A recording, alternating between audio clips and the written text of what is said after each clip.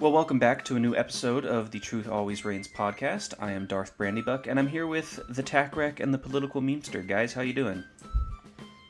Oh, not too bad. It's early. It is early and it's extremely rainy outside. I'm not looking forward to the gloomy weather. Oh man, gloomy weather's where I thrive. I like me some clouds and rainstorms. Well, if you spent any amount of time on the TAR Discord, the topic of firearms usually comes up pretty quickly. And I'm sure our audience wants to know what we all think about guns, which ones are good, which ones are bad, and which ones might be worth adding to your collection. There's probably a good amount of people listening who have at least some experience with firearms and have shot or owned several of them. But I'm also pretty sure there's a good amount who aren't quite as familiar with guns. And as everybody might know, the world of guns is vast and varied. Obviously, everyone's going to have their own opinions and suggestions about which guns are good or bad, but we're going to discuss a little bit of that today. Now, obviously, different guns serve different purposes, and we want to talk about some of the options out there, mostly because everyone has their own tastes, and with all of the variety, some people simply may not know or realize what's out there. And while it's not necessarily the point of this episode, we do want to kind of talk about, in a crap hits the fan scenario, what are going to be some good options to have. I personally think it's always better and safer to have equipment that is more common than something that is more unique or niche because, as we all know, parts, maintenance, and ammo is very hard and expensive to come by nowadays. So just imagine how hard it's going to be later on. So with that said, let's get into our a couple choices for our firearms. We've got 6 different categories we're going to go through. First off, we're going to talk about our choices for a good AR. Obviously, there are several dozen companies out there that make ARs. Some of them are good, some of them are bad, but the basic principle is always going to be the same. An AR is an AR. No matter what brand or company you're looking at, they're all going to work generally the same. Parts are going to be interchangeable. The design and mechanism is the same regardless of who you're looking at. So, I personally really like Bravo Company Manufacturing, or BCM. They do sell some pre-assembled uppers and lowers, but primarily they sell individual parts. So if you're looking to build a good AR-15, BCM makes a lot of solid parts. They're a good company. All of their parts are made and assembled in the U.S., and their quality is honestly one of the best in my opinion. They make a lot of good side accessories, stocks, grips, and so on. I personally like their Gunfighter Mod 2 buttstock. It's what I have on my rifle. And as a fun side note that some people may not know, Terran Tactical uses a lot of BCM parts in their builds. So honestly, if it's good enough for John Wick's gun, it's good enough for me. Hey, it's also good enough for James Reese for the record. So there you go. For who? You're James Reese. You ever watched Terminal List? I haven't watched the Terminal List yet. No. Worth a watch, but he carries a BCM. It's they actually have the model called the Reese. It's a 14.5 pin and welded it's like a free floating handguard kind of deal. Has that stock on it that you like. Pretty sweet. But that's kind of where I got enthusiastic about BCM. I saw them at work right when I started watching that show, and then got hands on with their rifles. But was like, wow, this thing's awesome. And then from there, I've seen them explode in the last year or so. So well, if it's good enough for Chris Pratt, it's good enough for me. Yeah. All right, so for mine, I went with something that's a little more consumer grade. BCMs, they're going to be a little up there in price at times. This one I'm going to recommend is something that I've seen people from all walks of life buy because it's a good product. Now, I will say this beforehand. If you look into the politics of the gun manufacturer and their kind of motivations, you're going to go crazy, because every gun manufacturer is going to have something in their past that you don't like. And Ruger, who I'm going to recommend highly, is no exception. They've had things where people think they're kind of anti, giving everyone guns because they've supported certain politicians. They're big supporters of the NRA. The thing is, as I said, if you try looking between the lines and all that stuff, you're going to go crazy. I mean, PSA has stuff that people don't like also, and I'm going to recommend them later. Anyways, at the end of the day, I really recommend Ruger AR-15s. I have the basic AR-556. Has like has an has like a fixed front sight block on it. Kind of an old school style. I bought it because it was cheap. The one I recommend is the Ruger AR-556 MPR. That's going to be standing for multi-purpose rifle. It is, in my opinion, one of the best free floating handguard AR-15s on the market. It's super soft shooting. It comes with their little more premium trigger in it, so you're getting about a 3 pound trigger pull. Feels great in the hands. It's not super heavy, and Ruger's tooling and machining is as far as guns that don't cost as much as a Daniel Defense, that's gonna be pretty top of the line.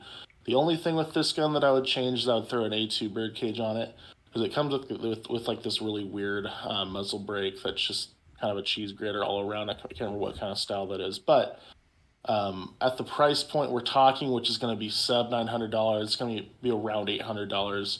I really don't think you can beat what you're getting for the price. Riggers just feel buttery in the hands. I don't know if you guys have shot their ARs, but um, buying mine was a decision I would make again and again. And I've been really happy with all their products. And I've sold a lot of these rifles to people for not only their first rifle, but if they need if they want a spare, if they want to buy one for their wife or their kids, this has been always what I've recommended to people. Yeah, Ruger does make quite a lot of good products. Yeah, so I went with Ruger as well, and there isn't much that I can say that you haven't said already. But Ruger has always been a very reliable company whenever it comes to their AR-15s, and right down to the name, the rifles are definitely made to be very rugged and very reliable whenever shit hits the fan. It The prices are very varied whenever it comes to those rifles. On the lower end, you can get some for around $1,000, and then going up, you'll have some better rifles with better stocks and whatnot. But with the weightage of being very low, of around 8 pounds, it's a very reliable gun. And along with that, it's made in the United States, so you know you're going to be getting a good quality rifle whenever you purchase from them. I think worth mentioning too with Kruger, more so now because they've become a lot more popular. They also have the S-Far out. I don't know if you guys have heard that one very much, but it's basically going to be an AR-10 platform that Ruger built. They started doing these last year, but it's going to be in a traditional AR-15 form factor, which can be really attractive for a lot of different reasons. I mean, if you've ever held an AR-10, they're actually pretty big rifles compared to a normal AR-15. So, I mean, having that form factor in something that small, that's kind of awesome. I'm not gonna lie. I haven't got my hands on one of those yet, but as far as I've heard, they've been a really positive addition to the lineup. So worth checking out, I think. And the AR-15 is one of the best models for a beginner because you can easily change it to your needs and your wants. Yeah, There are a plethora of different products that you can get for the rifle. yeah, that's definitely a big benefit. It's very adaptable to your tastes and to your needs. Yeah.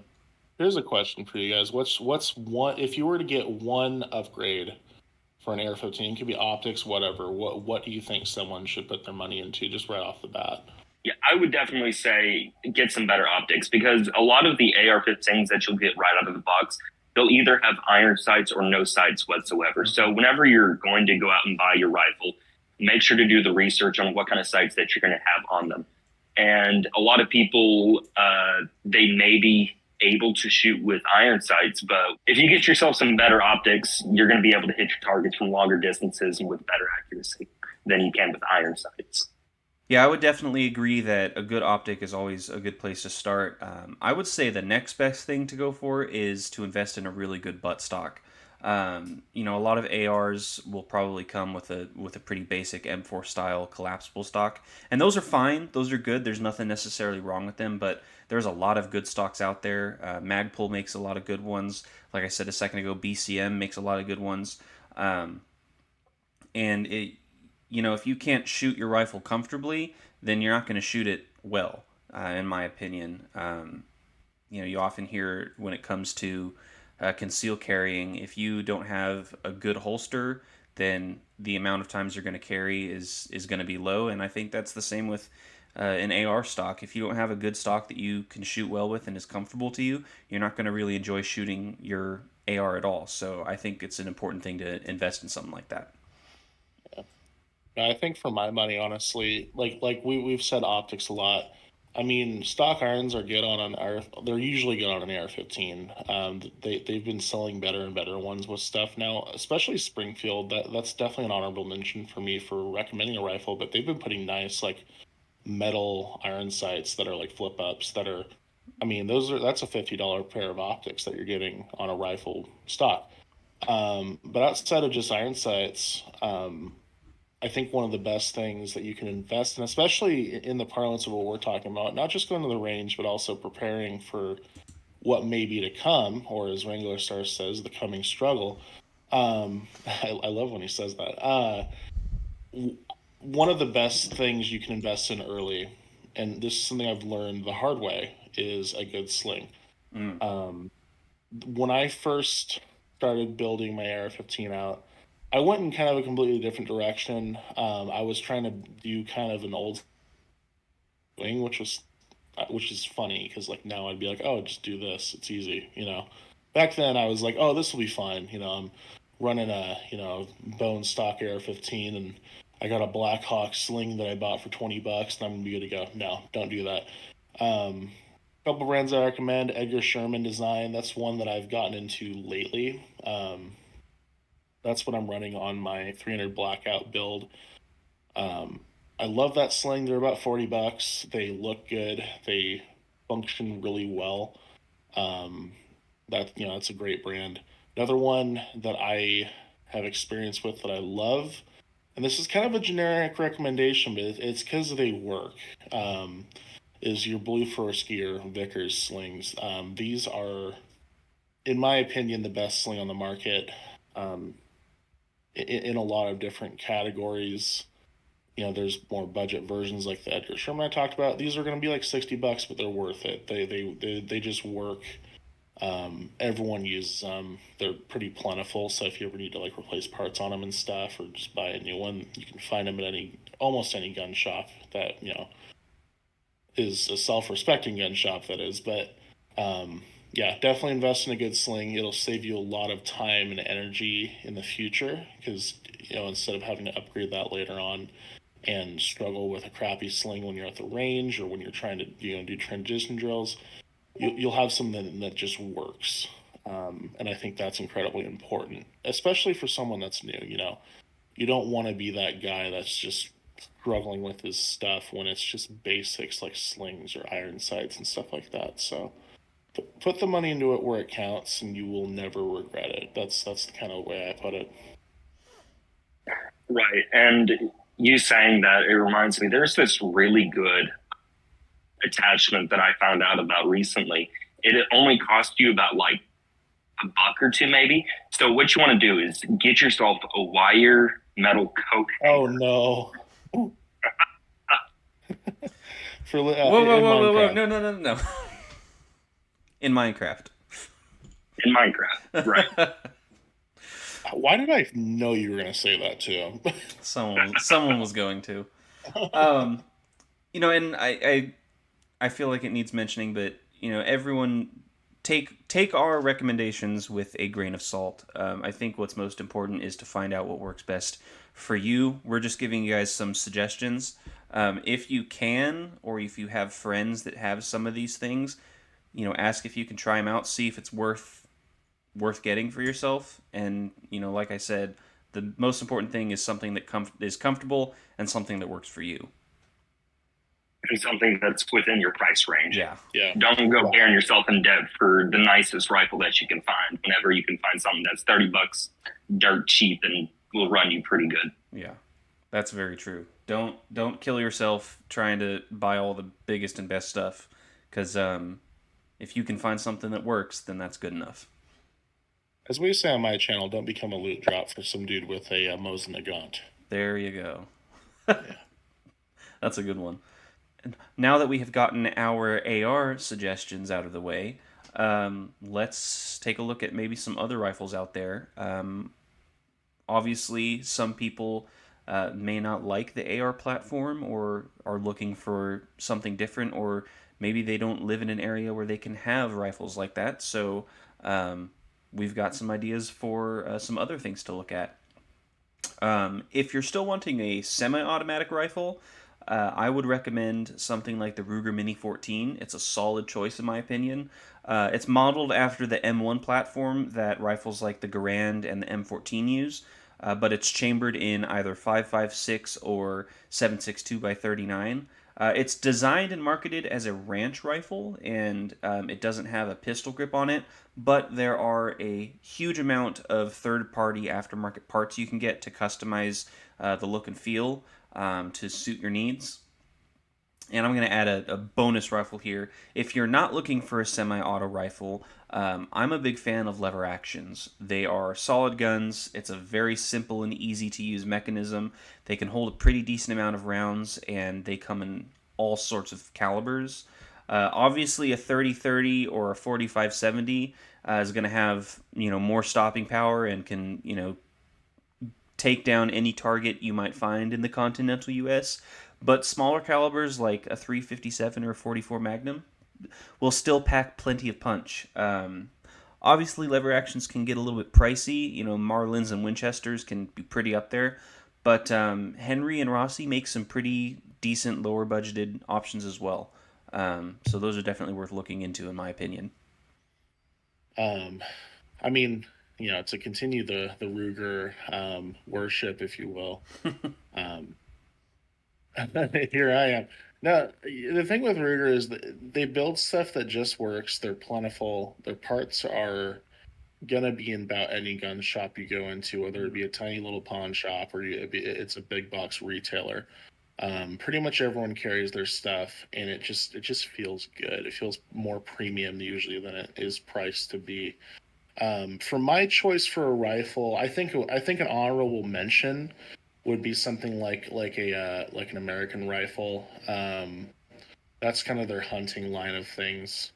As I said, they just work. It's going to be a little more premium feeling than like your Savages and stuff like that.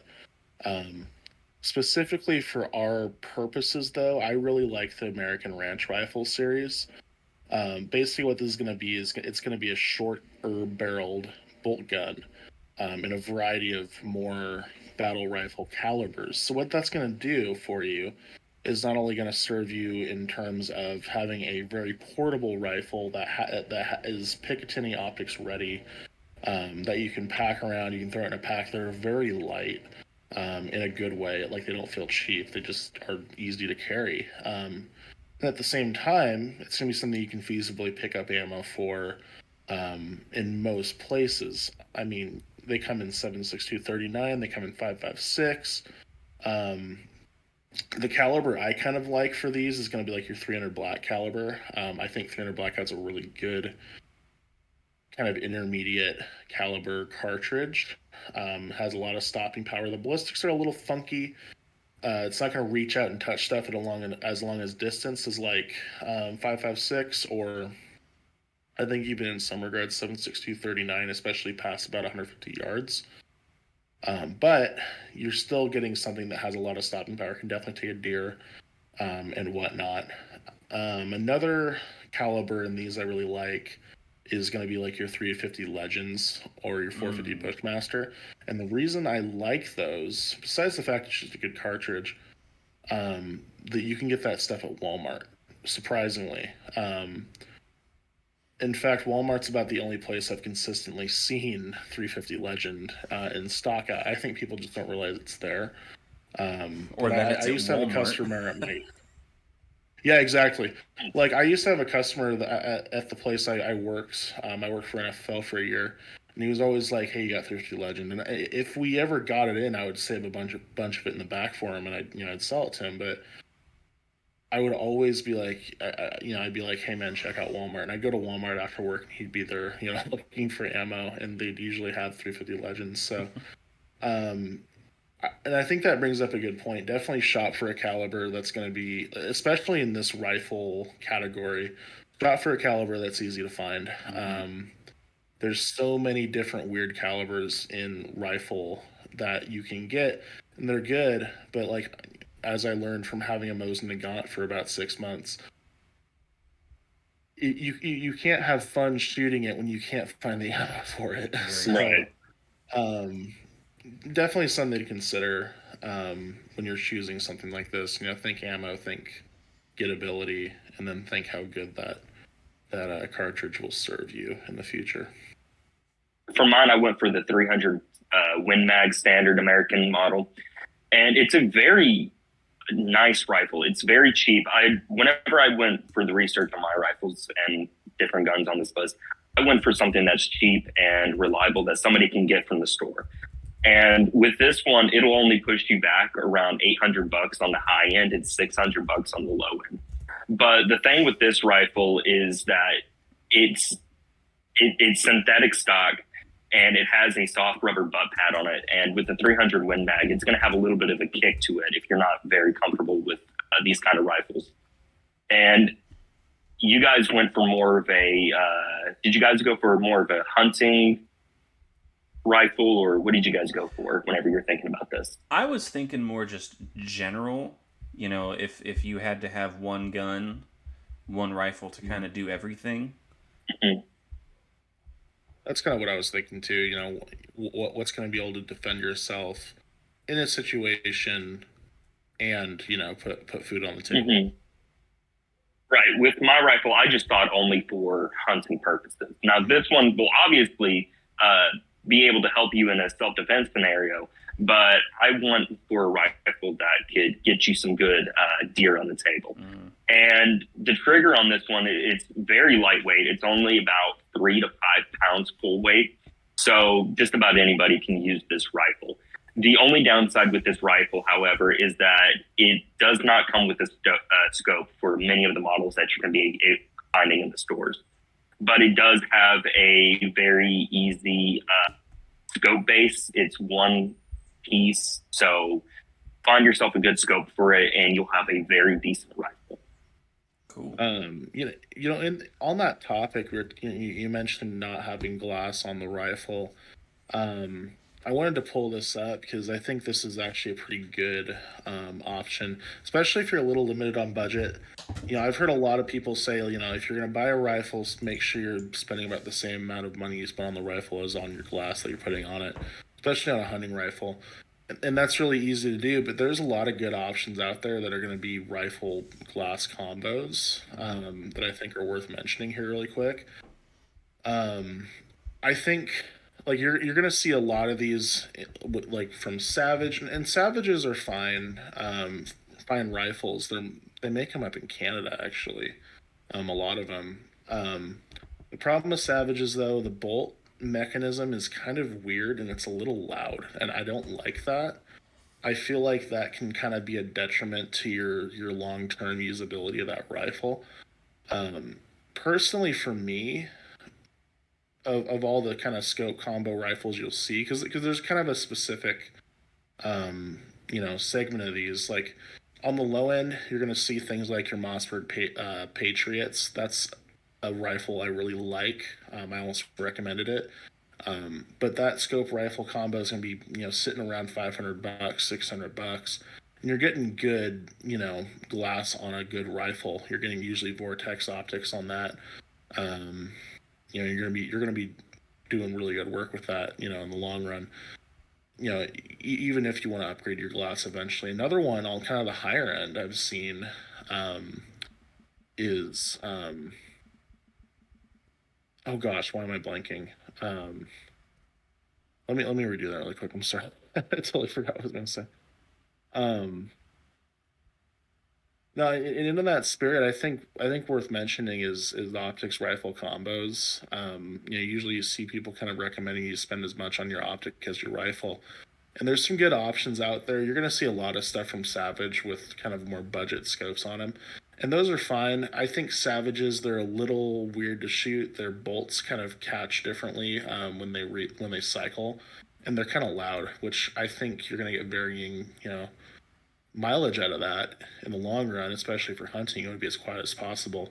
But what I've seen in optics combos a lot is like your Mossberg Patriot. That's kind of a newer rifle on the block. It's one I most recommended. They're a really nice rifle. Usually they come with good glass on them if they come with a scope combo. Like I have one here from Sportsman's Warehouse. It's a Mossberg Patriot in 30-06 with a Vortex crossfire on it for $500. So you gotta look for those deals out there, but finding something with glass on it as a combo, that's usually going to save you a lot of money in the long run, and it could be a really good option, especially if you're just getting started. Mm-hmm. Well, so we've talked about rifles. Let's move on to the scatter guns, shotguns. Lots of shotguns out there. There's semi-autos, pump actions, or maybe even a classic double barrel. Shotguns are a good way to get into shooting. I think for a lot of people, that's one of the first or only guns they've ever shot, and for a lot of other people's, it's one of the only guns they actually own. But there's a lot out there, so let's hear what y'all have. So I just went with the classic Mossberg 500. I think everybody has either heard of this gun or owns one yourself. I personally have one. I've had this one for about 10 years, and it is a very reliable shotgun. With the Mossberg 500, you can find them in either 12 gauge or 20 gauge. Pick your poison. And I have never had this thing jam. I've never had it kick back on me. It's a very reliable shotgun. And with the price, it is around $650 to around $800, depending on what you want to find for yourself. But usually they come with synthetic stock. And my particular shotgun, my Mossberg 500, is 3+1. So it's a very good duck hunting shotgun. Well, I was gonna say my work, where I used to work, we had 500s in pretty often. The one that stuck out to me, and it's a wood stocked one. I know it's blasphemous, especially for preppers, but they have one called the Crown Grade out that comes with both a pistol grip and a normal stock on it. It comes it gets sold to you with the normal stock on it, and then it comes with like a full length, like hunting length barrel. Then it has like a 16-inch barrel with it as well. So you got your hunting and home defense all in one. When you're getting essentially 3 guns with that, because I don't consider like a pistol grip on a 20-inch shotgun to be effective. But I mean, if you think about it, though, you're getting 3 different guns for about $420. The 500s just work. I love them. But yeah, the crown grade combo though. They also come in synthetic. I have a synthetic one pulled up because I couldn't find the wood one, but I'm super. I was really excited about those when we got them in, and I'm even more. I think that's a great option if you're looking for something like that. They're very reliable and they're very versatile. With different loads, you can do different things with them. You can find yourself some beanbag loads. You can find yourself some slugs and birdshot, buckshot. Shotguns is the one and all. You can even buy some like ball and chain net rounds to shoot down drones. Really? Oh yeah. Yep. There's companies out there that make all kinds of stuff. You can buy Dragon's Breath rounds. They're expensive, but you can find them. There's even I can't remember that. So my gun shop I go to, they carry a lot of less than lethal stuff, and I cannot remember that company. I guess I can post it to our Discord later if I remember it. But they have shotgun rounds that it's not a beanbag. It's like a little like projectile in it. It's like it looks like a little nuke is what it looks like. Ooh. But it's meant to like go out and like hit someone. And I think it has a pepper ball in it. I'm not sure, but there's a ton of less than lethal options for shotguns. It's kind of cool actually. Yeah, or you can load up a shell full of coins like you do in Fallout New Vegas. So. or they're kind of hard to find nowadays, but because nobody makes them anymore because they're technically against the Geneva Convention. But flechette shells are kind of cool. Oh, yeah, they're out there. Yeah, they're out there. I don't think anybody still makes them, but they're out there. They're out there. Yeah, I should be the first one to be cool with foreign-made stuff. I used to daily carry a Sarsamaz for a couple of years. My recommendation, however, remains in the United States. This is a company that's kind of making a comeback. They were, kind of down on their luck for a little while, and that's Remington. I grew up shooting a Remington 870. My dad had a Super Magnum that I love shooting. I learned how to shoot trap with that thing. However, nowadays the Remingtons that are being made, all of a sudden, I feel like are a little nicer than what came out before. The Remington 870s I've gotten my hands on lately have been smoother, even without much oil on them. The tolerances feel better. The hardware feels better. So I feel really good recommending the 870. Even being a Mossberg guy, if you guys have seen my Instagram, I mean, I post about my 930. I'm big into semi-auto shotguns, but these 870s, they're coming out at about mid 500, somewhere in there. Even for more premium offerings, like I have the 870 Express Tactical with Magpul furniture on it. And this retailer is selling it for about $509. I mean, that's a screaming deal. And the reason I recommend your kind of tactical length shotgun over something that's a little more multi-use is that this is something you're not only going to be able to defend your home with, but also I think even realistically, not at a long distance, but you can realistically still hunt with these. I've trap shot with my 930 a couple times. They don't pattern amazingly. Don't get me wrong. You're going to have to be taking chunks out of that clay rather than dusting it, but it's still perfectly serviceable for light hunting work. For trying to get some food on the table, you can run slugs through it all day and take a deer. So I think it's a good multi-purpose deal. Your mileage may vary, but I've really been very positive about tactical length shotguns, especially with how popular they're becoming. I think that's going to become the next big oh honey, go to the store and buy a gun. I want you to protect our home, and a lot of people are going for those short length shotguns. This is definitely a gun category that people will sink a lot of money into. I have a buddy that does semi-professional shooting, and he has shotguns that are worth $10,000 that he just has, and he's like, oh yeah, I bought that the other day, and I'm like, what? That's more money that I've seen, in my hands forever, right? And this brings me to my point. When you're shopping for shotguns, it's going to be really attractive. You're going to see something that's semi-auto. It's going to be, a pretty cheap option. It's going to be $400, $300, and it's going to look like a Benelli. $150 Black Aces. Yeah, exactly, right? It's going to be a lever gun shotgun. You're going to be like, oh, it looks like it's polymer. This looks cool. I'm going to get it. And frankly, a lot of that stuff's going to be Turkish, and it's going to be that stuff that's manufactured for that Middle Eastern market, especially in places like Afghanistan, Pakistan. You're going to see a lot of this stuff if you look at the videos online, which I referenced in my latest video actually on my channel. The stuff that they're selling in these gun markets to these guys that can only buy shotguns because local laws dictate that, they're the same things that people are importing over the United States, and some of it's good. Tokarev USA is an importer. I'm not sure who actually makes that gun. It's just branded Tokarev USA. That's a really good. It's like a bullpup kind of semi-auto shotgun. Those are pretty good. I got my hands on one at a gun store a week or two ago. They're really nice. Yeah, the first one we got in at my place, my manager bought it and he loves it. I guess they're really fun to shoot. They work really well. They feel great in the hand. They're really small too, which is kind of nice. But the point being, there's really positive things like that, and then you get your people love Panzer arms. I get it. It's a cheap shotgun. They look like Benellis. They look, tactical. The thing is, you're going to be paying $500 up to $600 for a semi-auto shotgun that's not as good as what it's trying to be, and it's still worse than something you can get for $200. Yeah. So the point is, shop around, shop smartly. Definitely do your research, but don't just try buy to a get gun because it looks cool. Yeah, and also don't get something that's trying to emulate something and expect to get the same performance, because you won't.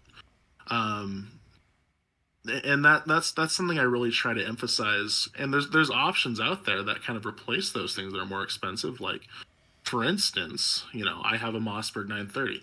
I got that because I would not be able to, in any reasonable amount of time, be able to afford like a Benelli M2, right? So, you just have to kind of, weigh your pros and cons and figure out what works best for you. But just be very, especially in shotguns, because this is such an easy trap to get into in shotguns, be very wary of, budget price stuff, because it can hurt you. Like there's even stuff made in China that's being sent over here that's just not, good stuff. So that's my little soapbox piece on shotguns. That's just a trap I've seen a lot of people fall into.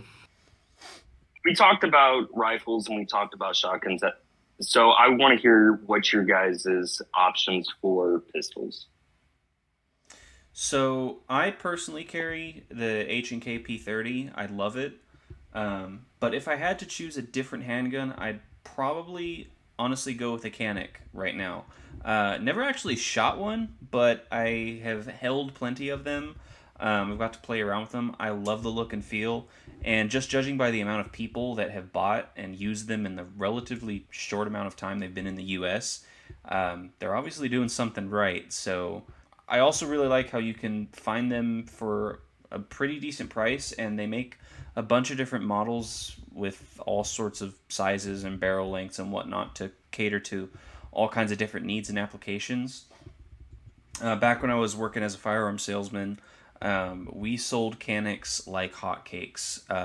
We would get a shipment in, and by the end of the day, they were all sold. And I genuinely have not heard a bad thing about them, so I would probably go with one of those right now. Another thing that's nice about Canic too is you get a free paddle holster with pretty much every gun you buy from them. That's right. They do come with a little kit. Yeah. You get some really nice like not necessarily upgrades, but like just extras with the gun. Like you get a nice cleaning kit usually. You get optics plates. Some of that stuff that's just not supported by other manufacturers. I think that's awesome. So talking about emulating the look and feel of other guns, it's not necessarily a ripoff or a knockoff, but the Canics do take a lot of design cues from the P99. Canic actually use them as a bit of a basis to build off of. They don't use the same parts or magazines or anything like that, but they do have a very similar design and look to them. And if you've ever held a Canic or a P99, you know that they feel very good in the hands. So, that's probably one of the reasons why a lot of people really like them. Yeah, Canics are awesome. I'm a big fan of them. I sold them to a lot of people at the gun store I worked at as well. I think a good caveat to make before I make my choice really quick. A lot of you guys are going to hear this list and you're going to be infuriated and come at us with pitchforks and torches because we didn't mention Glock. I carry a Glock 48 MOS. In fact, I have a YouTube video about it came out last Monday. Shameless plug. The thing... Yeah, shameless plug. I have no shame. I will plug myself. I don't care. The thing is, we made this list and we were all like, okay, obviously we're going to choose Glocks of varying forms. Let's choose something else that's going to be, a good budget priced option, something that people can look into. Because Glocks aren't necessarily for everybody. The grip's a little blocky, I'll admit it. The form factor might not work for you. There's all kinds of different reasons why you could choose something else. So I just wanted to make that point before I chose a Glock clone for this list, because I kind of cheated a little bit. But I stand by my choice, especially considering what I've heard is about to happen. And I'll get to that in a second. So I've been really enthusiastic about the Palmetto State Armory Dagger line. In fact, I've heard... I might have seen this wrong, but I feel like I've seen that they're coming out with a slimline version of these as well. Something to compete, perhaps, with the Glock 48, which is really exciting because there's, I think, not enough pistols in that class that are well-priced and good guns, so that's going to be really cool to see. In particular, though, I like the full-size daggers. What the dagger is, going back a few years, and you're going to see a lot of these on the market, Glock had a patent on the Glock 17 Gen 3, the internals, how it worked, so on and so forth. That patent ran out a few years ago. And what happened as soon as that happened is all of a sudden all of these gun manufacturers had clones of this gun on the market like instantaneously. I wonder how that happened. Point is, you can get essentially what is a Glock 17 Gen 3 with better ergonomics, I think, with good fit and finish from Palmetto that takes Glock mags and takes Glock parts by and large. Right now for about $300. That's less than I spent on my Turkish budget price full size, big gun that I had in the past. So you cannot. I really don't think you can beat the price. I know they're reliable because I've heard from YouTubers I trust, people I know that love their dagger. It just works, and I mean, there's all kinds of different things you can get with it to to customize it for your needs. I mean, Palmetto sells a whole line of different parts for them. They already come in varying trim levels of niceness.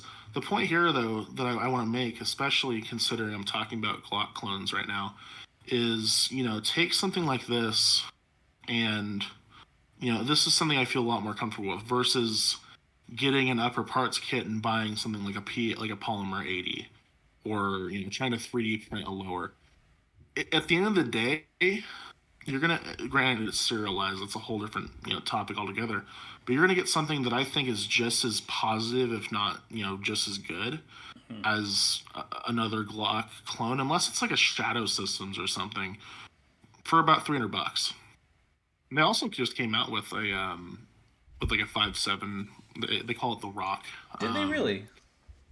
Yeah, their 5.7's actually, from what I've heard, pretty nice too. They also, I feel like this is pretty new because I didn't really hear about it when it came out, but they have a 1911 clone too, and they call it the Admiral, which is kind of bougie. But either these have been out, or they just flew under my radar, or they just came out. But these look pretty nice too. I mean, Palmetto's doing some really positive stuff, and the point I had earlier, I mean, if you look, as I said, if you look into the ethics and the policies of every single gun manufacturer you look into, you're going to drive yourself nuts trying to find a manufacturer that's free of anything controversial. Palmetto, they've been going after some smaller magazine manufacturers, claiming that they're infringing on their market, or they're stealing ideas. That's neither here nor there. I just you can't beat the price on some of these things, and at the end of the day, shit talks and money walks. You got to go with something that's going to be good for your wallet and good for yourself. And these little things are just, I don't think, worth worrying about. People have been kind of down on Palmetto because of that lately, but Yeah. I don't know. I see a lot more value in just the fact that this company is trying to get these good quality products out at a good price to the most people they can. Yeah. Memester, what you got? Yeah, so I went with my everyday carry. It's the Taurus GX4. You can get that or the Taurus GX4 XL if you have larger hands. Now, this particular pistol, it's very blocky, so it's very similar to the Glock if you're a Glock fanboy. But I like this one in particular because of its small, compact size. It makes it easier for concealed carry. And the pistol, it's made very well for beginners and people who are just getting into pistols and guns in general. It's very easy to disassemble, to clean, and do maintenance on. And I like this pistol in particular because it's 9mm, so it's a round that's anybody can get for an extremely low price. And the pistol, it's made specifically for people to add on to it. So you can find yourself some mags that have higher carrying capacity, or you can get yourself some laser sights, optics, whatever you need for your pistol. The pistol will only bring you back around $800, but you can easily find it for about $500 to $600. Mm-hmm. Yeah, Taurus has definitely upped their game, I'd say, in the last maybe 5 years or so. They used to not have the greatest of reputations, but really ever since they brought out, I think it was the G2 was the first pistol that people were like, hey, this actually isn't all that bad. But yeah, with the GX4, they've definitely upped their game. I don't have one myself, but I've shot my buddies, and I was thoroughly impressed. Oh, I can't tell you how close I came to so like when I bought my 48, I cannot tell you how close I came to buying my like a GX4. Mm-hmm. I love those guns. they just feel good in the hand. I have pretty big hands, and they have like the Toro line that has like the extended grips and stuff. But even the stock one, it just feels good. Mm-hmm. And the best part about them is they come with a little keychain of the gun. I've literally sold that pistol because it comes with the keychain to people. I'm not even gonna lie. I was like, "Oh, look at this," and they're like, "Oh, I'm getting it." You stated that you have larger hands. I will say that with this particular pistol, the GX4 in particular, it's very small. So if you have larger hands, go with the X. Yeah. I mean, even then, though, it's thick enough that you can still get your hands on it. You're hanging a pinky, if not a pinky and a half. But still, I mean, at the end of the day, the thing with compact pistols that I've learned, and I talked about this a little bit in my Glock video, that you can get away with having something a little shorter if it's thicker. I mean, you look at what Glock's done with some of their pistols. They've literally taken like their 17s and their 19s, and they'll just put it like a 2-inch grip on the dang thing, and a full length slide and sell it as a compact pistol. And some of those are really uncomfortable. Like they have like ones in like 40 that are like that, or I've like they're 45. I can't remember what number of Glock those are because I drink to forget those guns because they're so hideous. But I mean, the point remains though that they do that because they know that people can get a better grip on them and can seal those a little bit better. So I think there's definitely something to be said. Isn't it the Glock 22 is their 40 caliber, the Glock 44 is their 22 caliber. Yeah, yeah. I used to have a customer. He was a regular. He was really into those, and he bought like 3 of them. And of the 44s, I never of just those like stubby compact full size Glocks. Oh yeah. And I could never figure out why, but all the power to him, So we've been alluding to it here and there throughout this conversation, but budget is definitely a factor when getting into firearms. Obviously, different people are going to have different financial situations, but it's important that everyone has something to defend themselves, if not just to have for whatever needs you might have. So we've all come up with a couple choices for a lower budget, more affordable gun option. I might be committing a bit of heresy here. People might get a little mad at me, but honestly, I am going to recommend the High Points. They're not the prettiest of guns out there for sure, and they're definitely a little clunky, but if you overlook those things, they're actually very competent firearms. They obviously do have a bit of a reputation, but ask anyone who's actually shot one, and they will tell you that they will tell you that they perform surprisingly well. And in the case of their carbine rifles, there's actually a lot of aftermarket stocks you can get for around the same price of the gun itself to make it look a lot nicer and shoot a little bit more comfortably. So if you've only got a couple $100 to spare and you're willing to overlook some of the aesthetics of the gun, High Points are perfectly solid. Yeah, I actually have a Maverick 88 myself, and I love it. It's, like he said, a little bit cheaper than a Mossberg 500, but shoots almost exactly the same. The quality's there because it's still made by Mossberg. There's a couple minor design differences, and that's where the lower price comes from. But yeah, I would definitely agree with you. The Maverick is a fantastic budget shotgun. I mean, not for nothing. When TFBTV, he's one of my he's a YouTuber I like watching a lot. I like his videos. He did a Mossberg Maverick 88 torture test. It was like something like 500 or 1,000 rounds in like quick succession through it, and it's one of the, if I remember right, it's one of the only shotguns that's ever done that torture test and passed it with like flying colors. Like he's had guns that cost 3 times as much fail on him, and that thing just ran everything he threw at it. Yeah, they used to go for only about $200. I think I paid like $220 for mine. Now they're about $3 something. But I mean, still for a shotgun that's that good, it's a perfectly it's a solid price. You could buy way worse shotguns for the same amount of money. So for my budget gun, I went with the Maverick 88 short face. That is a 12 gauge or 20 gauge shotgun, and I chose that one in particular because a lot of the parts that are within it are compatible with the Mossberg 500. So, in a shit hits the fan scenario, one of the biggest problems that you're going to be coming across is parts breaking or parts that you're not going to be able to find. So, if you have both of those shotguns, a lot of the parts can be switched in between one another. And along with that, it's a very good home self-defense shotgun. So with the Mossberg 500, a lot of the models that you're going to find on the market are either three shells within the chamber, or it's going to be 3+1. With the Mossberg 500, they range in the amount of shells that you could put within them, but it's far more than what you can get with the Mossberg 500. And along with that, if you're going to be in a home defense situation, you're going to want something that's smaller and compact rather than a large shotgun coming around the corners of your walls. For my budget option, I went with something that's a little more in the purely prepping realm, I think.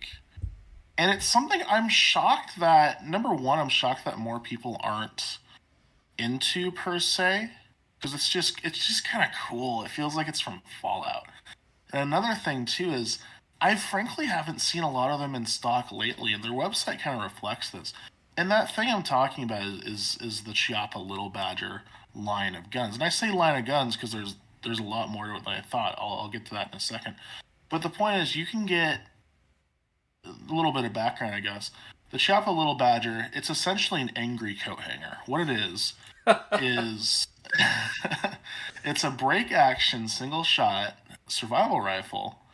I think loosely based on kind of like the old school aircrew survival weapons that they had back in the day. Granted, you have stuff that's more like the Henry AR7. AR7, yeah. Hold on, is it the AR7? It's the AR7. Yeah. My dad has one. My dad has a lot of guns. I know I talk. Oh, my dad this gun. My dad that gun.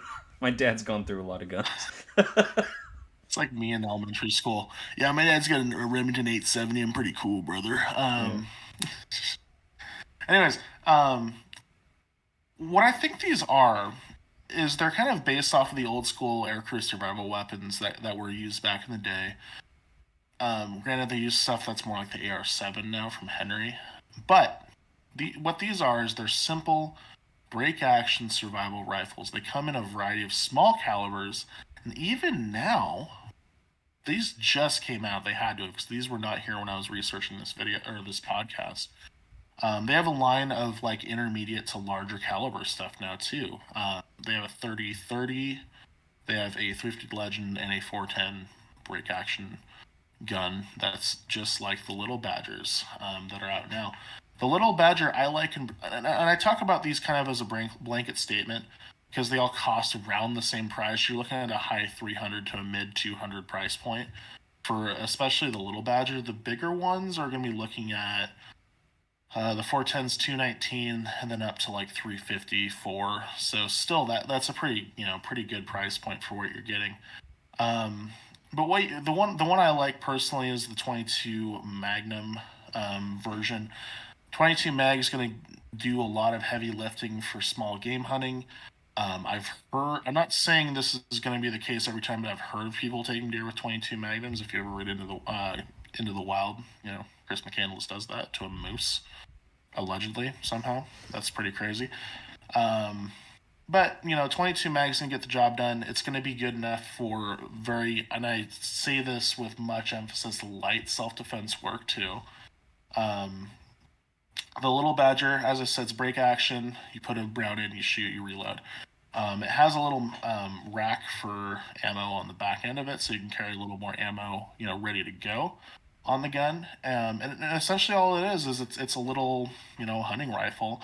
It has Picatinny throughout it, so I guess feasibly you could put a grip on it if you really wanted to, right behind the trigger. It has a spot for optics, I guess, or a flashlight even if you really wanted to go crazy.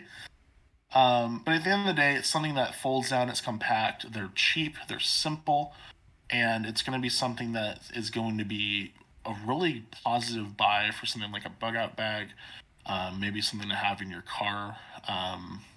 when carried safely. I will add that caveat.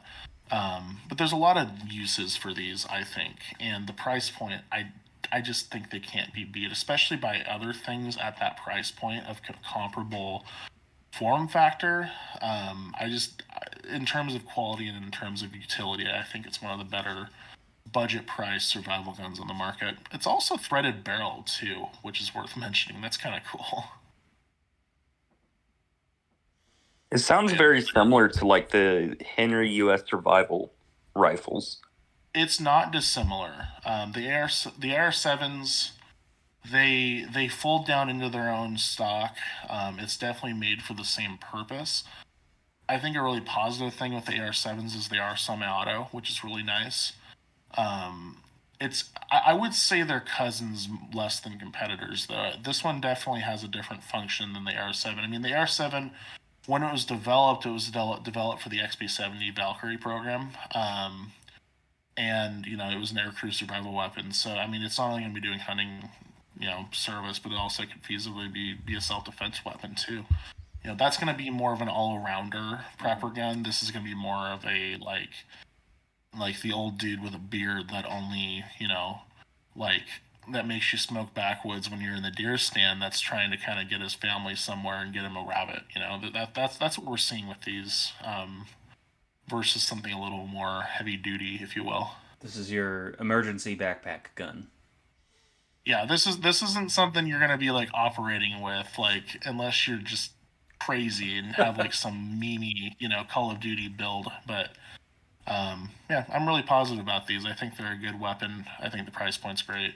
Jop is a cool company, so yeah.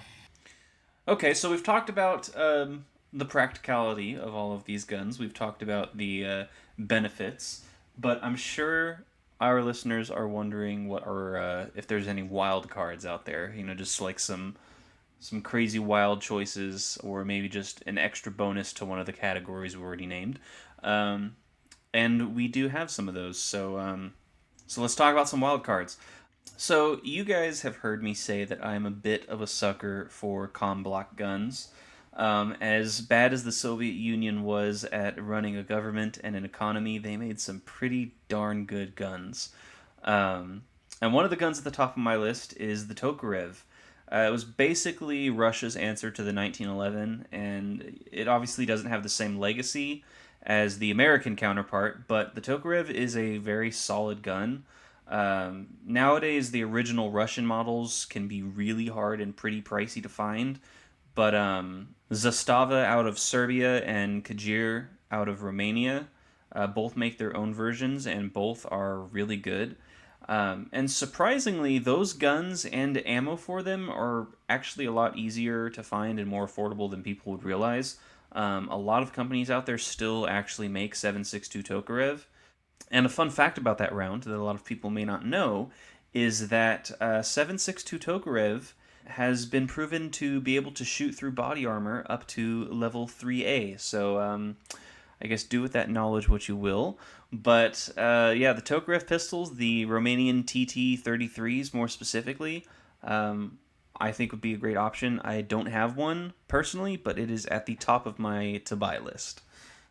So my wild card, it's a little more just because I wanted to choose another AR-15, but it's also a little bit of a shameless plug. So what you do is you go to PSA. I'm a fanboy of Palmetto, I'll admit it. You get a pistol lower for an AR-15, because those are a thing now. You can get braces again. Braces are back on the menu. And you get a complete 300 blackout upper from PSA. You mate those together, and you get a 300 blackout, essentially a PDW, for about $200 less than a complete gun lists for on Palmetto. For whatever reason, buying the upper and lower are a lot cheaper than just buying an entire gun. Don't ask me why. The point is, because you got to pay an extra $200 for someone else to put them together and set the pins in. Exactly. It takes 5 seconds, though. I don't get it. Like, it's so weird. Like, it defies any logic that I have for it, because it's just like, why wouldn't you do that? Because you can also get exactly what you want. I feel like a little bit those guns that come as a complete unit, they have certain things you'd change on certain things you wouldn't. For instance, like the cheapest upper that they have for 300 blackouts, what they call their Marauder upper. It's like a forward deflecting flash hider with Magpul grips on it. It looks a little weird. I almost bought it because it just looks kind of different, but I didn't. Point is, like, there's a complete rifle with that, but it has weird grips, or it might not have the pistol brace you want, or different things like that. So being able to mix and match makes things really easy. It makes it so you can get exactly what you want to build, and that savings, so like about $200 or so, maybe $300, that can go into things like ammo. It can go into peripherals, and go into an optic. So that's a really nice little life hack. I think that is a really useful tip that'll help you on your quest. My 300 Blackout PDW, I love it. It shoots really nicely. I'm gonna be doing a lot more videos on it on my YouTube channel. Little upgrades you can do on the cheap to make that rifle even better. But yeah, I've been really positive about those. I think that's a good option, especially if you're someone who's a concerned citizen that wants something as like a truck gun. That's what I built mine to be, is to sit in my trunk somewhere and be at the ready if things ever kind of get bad. It gives me something I'll be able to have up in my front seat with me as I'm trying to get home. So really positive about 300 Blackout. I mentioned that earlier. AR-15 pistols are awesome. They're really fun to shoot.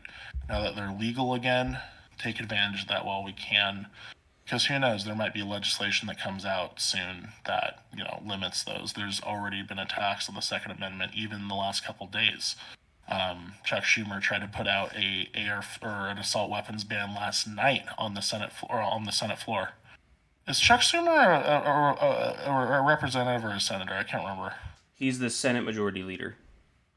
Okay, yeah, so Senate floor. You can cut out me being confused. So there's already been attacks on our Second Amendment rights that are coming out.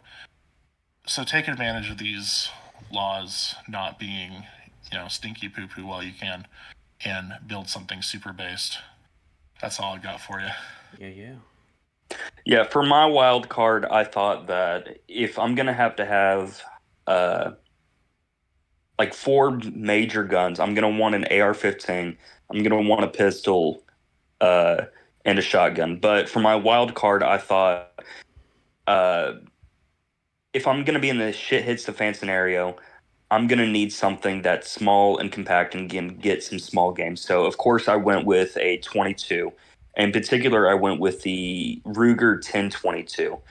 That is actually the second gun that I ever owned after owning a small 22 Cricket that my grandpa gave me. But with this gun, it can get you small game, and if need be, if you're very accurate, you can even take down a man. Hey, and 1022s, they can take out a Coke can at 700 yards. Just saying, There's even, if you want to get real crazy, there's a company out there that builds like a hand crank AA gun kit for the 1022. You guys missed the Grantham reference there? I didn't know, I'm sorry. Have you not heard the Ballad of 22 Man? I guess not. Oh my gosh. I haven't honestly been following Grantham for all that long, so I'm a little behind on him. Classic. Well, this is a pretty new video too, but this is like my quintessential Grantham video. So he had this guy, I can't remember what video it was, but I think it was like how far away is 22 lethal. Mm-hmm. And he had this guy in the comments like, man, we were plinking pop cans off of a plow at 700 yards with the 1022. And Grantham's like, okay, bet, come do it. And like it took a couple months, and he finally had this guy come out to Idaho to shoot with him. And it's Boise, by the way, because I have family from there. I'm not trying to dox Grantham, but I just knew. And the point is, it's the desert in Idaho, so it was windy, and it ended up not working out. Long story short, though, this guy came, put his money where his mouth was, got pretty close actually. But yeah, the meme is you can hit a pop can at 700 yards with the 22, and you have to arc the shot 30 feet up, it's crazy, but but you can do it. It's theoretically doable. The guy got within like 3 feet or so of the can. Like it was closer than anyone thought he would. And then he made the shot at like 500 yards or something like that. I think with like a really nice like 22 precision rifle. So I mean, that's impressive. Great video. But yeah, 1022. It's better than one thinks. I used to have one. I had the breakdown version, and it was pretty cool. Well, thank you everybody for listening to our ramblings. Obviously, these were all our own opinions, so we would encourage everybody to do your own research. Most of all, we want people to use what works for them. So if you find that a different gun or something else works better for you or is more comfortable for you, then by all means, go with that. If you haven't already, join our Discord. We would love to hang out with you all, and we'll see you all back here next time. See ya!